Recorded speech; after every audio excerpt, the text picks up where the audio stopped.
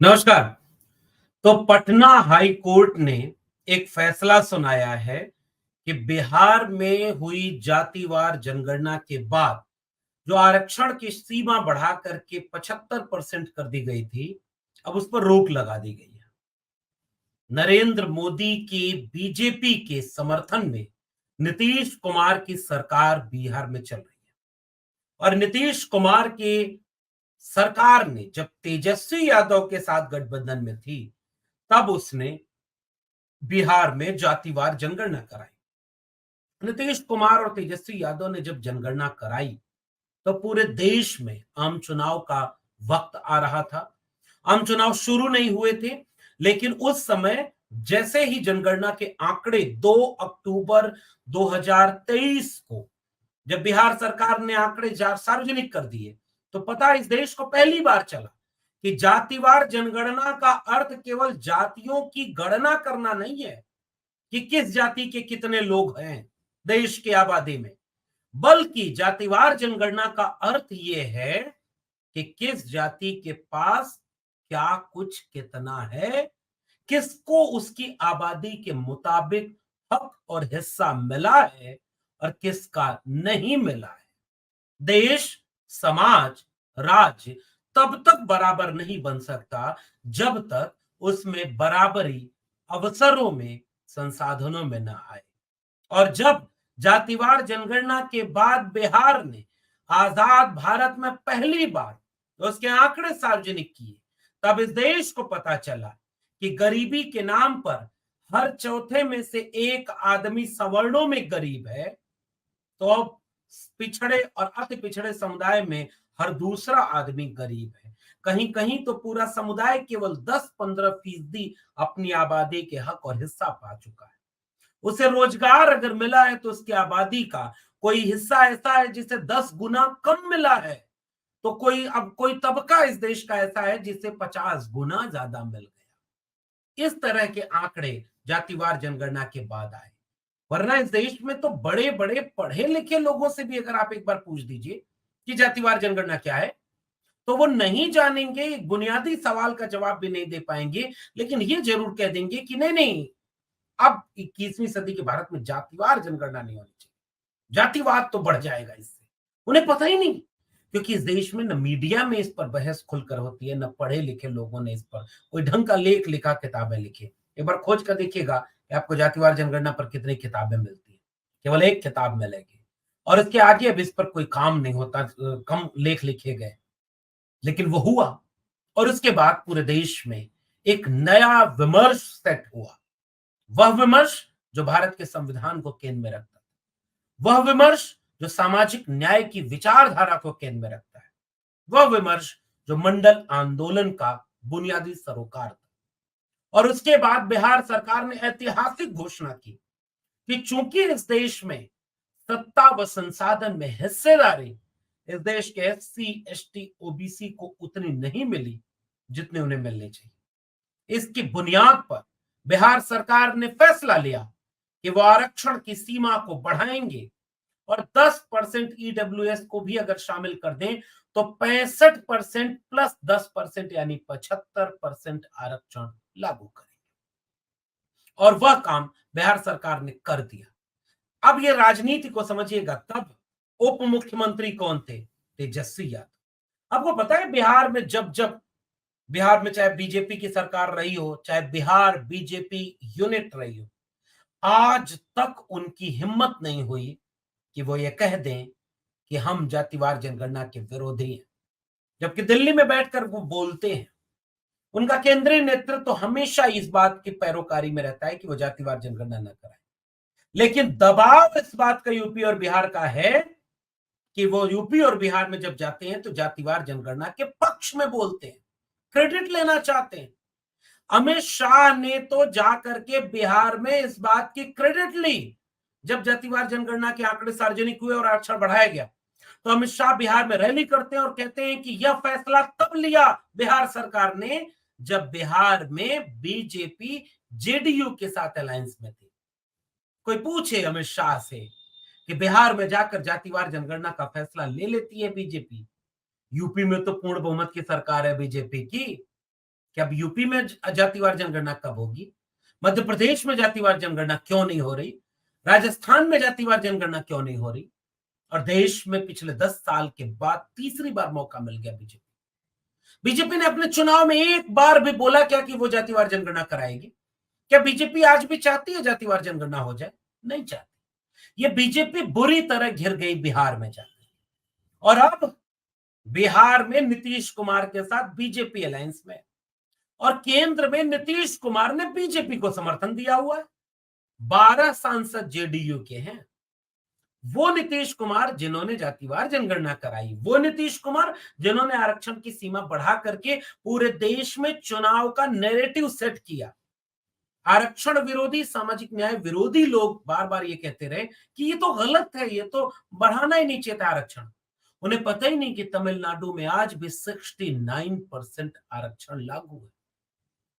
कोई जाके बोल दे बीजेपी, तमिलनाडु में जाकर बोल दे कि वो आरक्षण जो लागू है वो गलत लागू है, वो नहीं मिलेगा, या वो हम छीन लेंगे।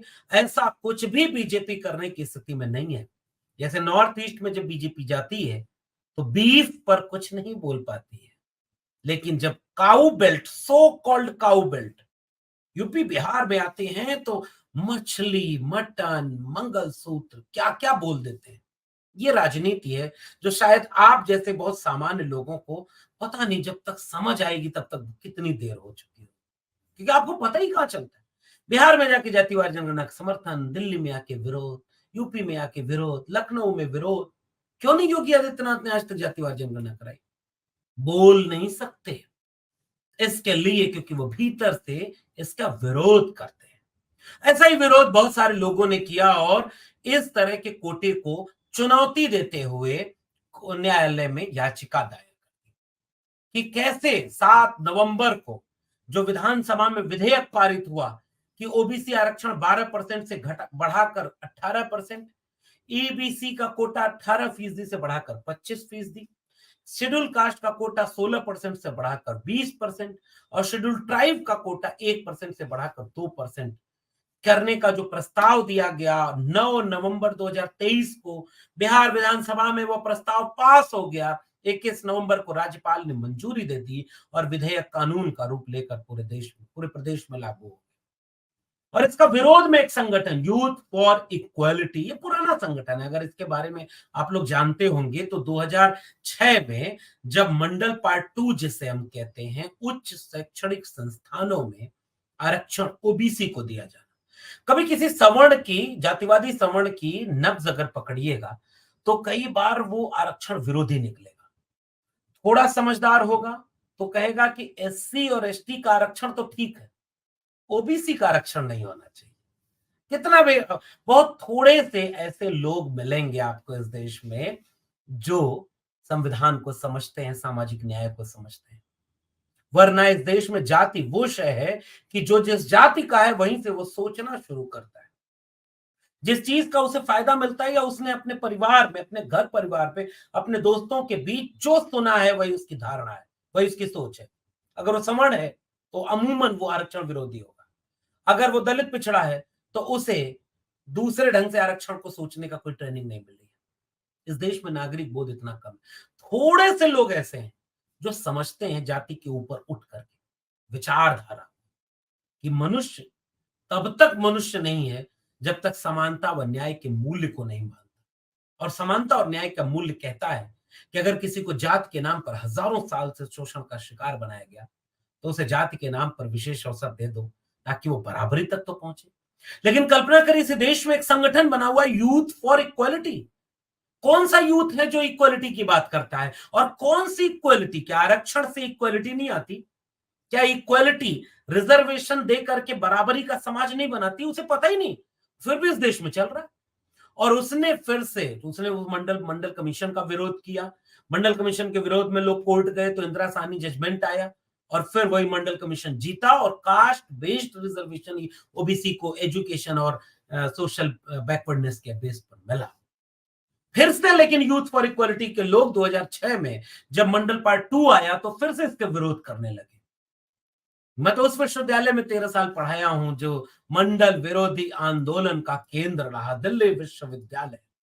बड़े बड़े प्रोफेसरों के लिबास उतरते देखे हैं हमने। हम जानते हैं कि उनका जाति का ऐसा कीड़ा है कि कई बार ज्यादा पढ़ा लिखा समझदार है तो सामने से नहीं दिखता, लेकिन भीतर से सब नजर आता है। इस बार भी उसी यूथ फॉर इक्वलिटी नामक संगठन ने हाई कोर्ट में चुनौती दी और सुप्रीम कोर्ट के द्वारा 50% से अधिक आरक्षण न देने का आधार बनाकर बिहार आरक्षण कानून को चुनौती दी। पटना हाईकोर्ट के चीफ जस्टिस विनोद चंद्रन और जस्टिस हरीश कुमार की बेंच ने बिहार के नए आरक्षण कानून को संविधान के अनुच्छेद 14, 15 और 16 का उल्लंघन बताते हुए रद्द कर दिया। अब ये अलग तरह का डिबेट है, इसको समझ में नहीं आ रहा है कि ये उल्लंघन कैसे है। आपको याद है, एक मैं सुप्रीम कोर्ट है चूंकि उस पर हाई कोर्ट है, उस पर अभी बात होगी नहीं, प्रतिक्रिया आई। सम्राट चौधरी जो बिहार बीजेपी के प्रदेश अध्यक्ष हुआ करते थे और आजकल वो बिहार सरकार में उप मुख्यमंत्री है, बेचारे मुरेठा बांधे हुए हैं। जब तक नीतीश कुमार को मिट्टी में नहीं मिला देंगे, सत्ता से नहीं हटा देंगे, सत्ता से हटाने का था, व्याकुल नहीं होंगे और मुरेठा नहीं खोलेंगे। आज हालत क्या है, वही नीतीश कुमार मुख्यमंत्री और उनके ठीक बगल वाली छोटी वाली कुर्सी पर सम्राट चौधरी कुशवाहा जाति से आते हैं, ईडब्ल्यू ओबीसी कम्युनिटी से आते हैं, उप मुख्यमंत्री बनकर बैठे मुरेठा के साथ। मजबूरी है बीजेपी के बड़े नेता की यह कहना कि बिहार सरकार इस फैसले के विरोध में आगे और कदम उठाएगी। बिहार सरकार सामाजिक न्याय के लिए प्रतिबद्ध है। वाह रे बीजेपी, बिहार में बीजेपी प्रतिबद्ध है आरक्षण को बढ़ाने के लिए, और लखनऊ आते आते पदता खत्म हो जाती है। उसके आगे आप बढ़ते हुए वो भूल जाते हैं कि आरक्षण भी कोई चीज है, सामाजिक न्याय भी कोई चीज है। ये एक बीजेपी चक्रव्यूह में फंस गई है। इसलिए इस पूरे फैसले के बाद नीतीश कुमार तो फंसे ही फंसे, ज्यादा बड़ी मुश्किल और चक्रव्यूह में फंस गई बीजेपी। अब बीजेपी क्या करेगी? क्या बीजेपी सुप्रीम कोर्ट जाएगी ये कहने कि नहीं भाई, ईडब्ल्यूएस आरक्षण जब हमने 10% दिया तो ईडब्ल्यूएस के खिलाफ 44 रिट पिटीशन दाखिल हुई थी। सुप्रीम कोर्ट ने कार्रवाई की, सुनवाई की उस पर। 5 जजेस की बेंच ने 3 और 2 से डाइवर्जन के साथ ईडब्ल्यूएस के पक्ष में फैसला सुनाया और उस समय उन्होंने कहा कि 50% यानी 49.5% एससी, एसटी और ओबीसी को रिजर्वेशन तो पहले से ही है। यानी अगर एससी, एसटी, ओबीसी तीनों ईडब्ल्यूएस में शामिल नहीं तो ईडब्ल्यूएस केवल सवर्ण आरक्षण हुआ कि नहीं? और अगर ये आरक्षण सवर्ण आरक्षण है तो ये जाति के नाम पर क्यों नहीं हुआ? और अगर ये गरीबी के नाम पर होता तो इसमें सारे वर्गों के गरीब होते, लेकिन सारे वर्ग के गरीब है नहीं। इसलिए ये 50% के ऊपर 10% निकल जाता है, यानी 60% आरक्षण इस देश में लागू होता है। कैसे डिबेट होती है इस देश में, मैं तो सोचना चाहता हूं। जरा आप भी सोचकर बताइएगा और नीचे कमेंट बॉक्स में बताइएगा। अगर 50% की अपर लिमिट है तो तमिलनाडु में 69% आरक्षण जाने कब से चला आ रहा है। कैसे? क्या सुप्रीम कोर्ट में इसके चैलेंज नहीं हुई? लेकिन उसका तर्क ये था कि वहां की आबादी के मुताबिक एक राज्य को इसका हक है कि वो अपने यहाँ के नागरिकों को उनके बराबर के तरह अधिकार और हिस्सा दे सकता है, फिर बिहार क्यों नहीं दे सकता? आपको पता है कि छत्तीसगढ़ और झारखंड, इन दोनों जगहों पर भी आरक्षण की सीमा को बढ़ाया गया। शायद एक जगह 75% और एक जगह 77% किया गया। दोनों जगह राज्यपाल बीजेपी के द्वारा भेजे गए बीजेपी के पक्ष के लोग थे और आज तक छत्तीसगढ़ और झारखंड में आरक्षण की सीमा नहीं बढ़ाई। अगर बिहार की बीजेपी बिहार सरकार के साथ इस फैसले के खिलाफ या इस फैसले से नाराज होकर आगे बढ़कर कोर्ट में जाती है कि नहीं आरक्षण की सीमा बनाए रखना होगा, तो सवाल पूछा जाएगा कि छत्तीसगढ़ की बीजेपी सरकार, फिर वहां के भूपेश बघेल सरकार ने जो 77% आरक्षण दे दिया, उसको लेकर कोर्ट क्यों नहीं जा रही है, उसको लागू क्यों नहीं करा रही? किसके कारण वो फंसा हुआ है? राज्यपाल? तो राज्यपाल भी तो बीजेपी के बैक डोर से बीजेपी के हैं।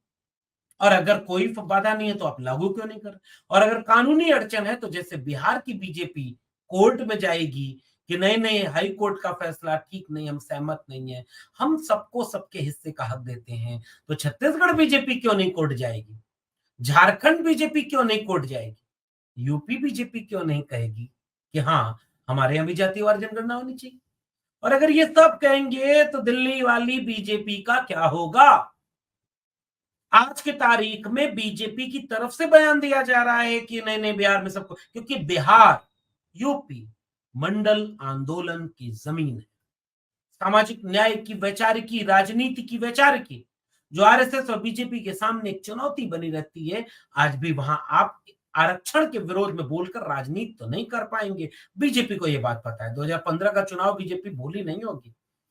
मोहन भागवत ने एक बयान दिया था कि आरक्षण की समीक्षा होनी चाहिए, फिर आरएसएस की समीक्षा हो गई थी। 14 का विजय रथ 15 में बिहार में रुक गया था। बिहार में बीजेपी को भी जातिवार जनगणना का समर्थन करना पड़ता है। बिहार में बीजेपी को भी यहाँ पे आरक्षण का समर्थन करना पड़ेगा। और अगर ये होता है तो बीजेपी के अपने चक्रव्यूह में नहीं फंस गई। तेजस्वी यादव ने इसीलिए इस पूरे मामले में ये बात कही कि बिहार के लोगों को उनका हक दिलाने के लिए हम आगे तक इस लड़ाई को लड़ेंगे। उत्तर प्रदेश में अखिलेश यादव, जो समाजवादी पार्टी के मुखिया हैं, वो लगातार ये बात कहते रहे हैं कि जातिवार जनगणना होनी चाहिए। सदन में खड़े होकर उन्होंने कहा, अलग अलग जाति के नेताओं से पूछवा दिया, बताइए भाई ओम प्रकाश राजभर जी, आप जातिवार जनगणना चाहते कि नहीं चाहते? बताइए भाई मंत्री बने हैं संजय निषाद जी, बताइए आप चाहते हैं कि नहीं चाहते? बताइए भाई ये आशीष पटेल जी, आप अपना दल वाले, सब चाहते हैं बीजेपी के छोड़ करके। तो उत्तर प्रदेश और बिहार में जातिवार जनगणना होगी। और अगर यूपी बीजेपी, बिहार बीजेपी जातिवार जनगणना के पक्ष में, आरक्षण के पक्ष में है, तो यूपी में क्यों नहीं? दिल्ली में क्यों नहीं? छत्तीसगढ़ में क्यों नहीं? मध्य प्रदेश में क्यों नहीं? आप जनता को मूर्ख समझना बंद कर दीजिए। इस तरह की बातें लोग मजाक उड़ाते हैं। ये मेरे शब्द नहीं है, मोदी जी के हैं। कितना मूर्ख समझ रहे हैं आप?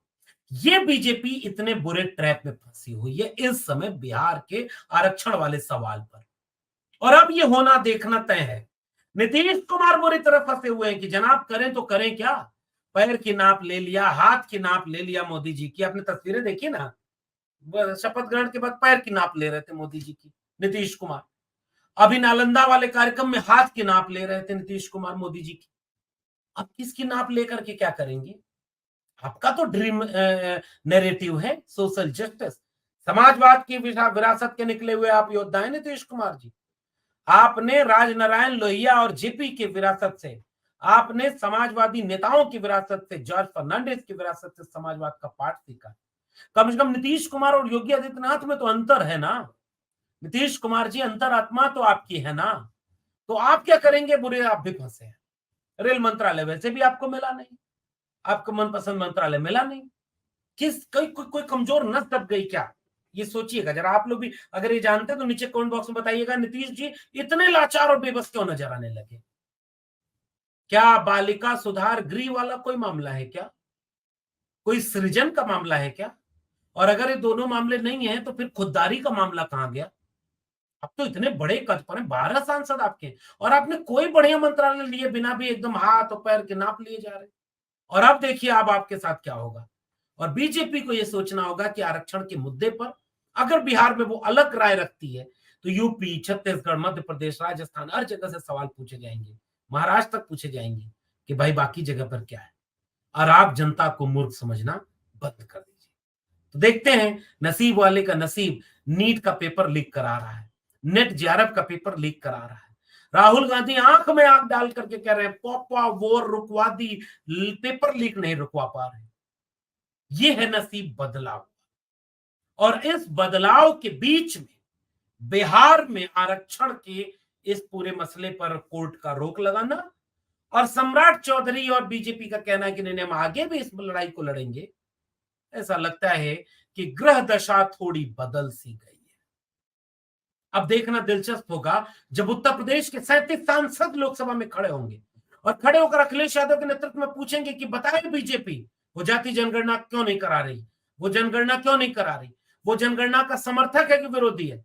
बीजेपी दिल्ली में बैठकर क्या बोलेगी? क्योंकि बिहार में तो वो जातिवार जनगणना के समर्थन में है और कोर्ट के फैसले के खिलाफ सुप्रीम कोर्ट जाने की तैयारी कर रही है। तो फिर दिल्ली वाली बीजेपी क्या बोलेगी?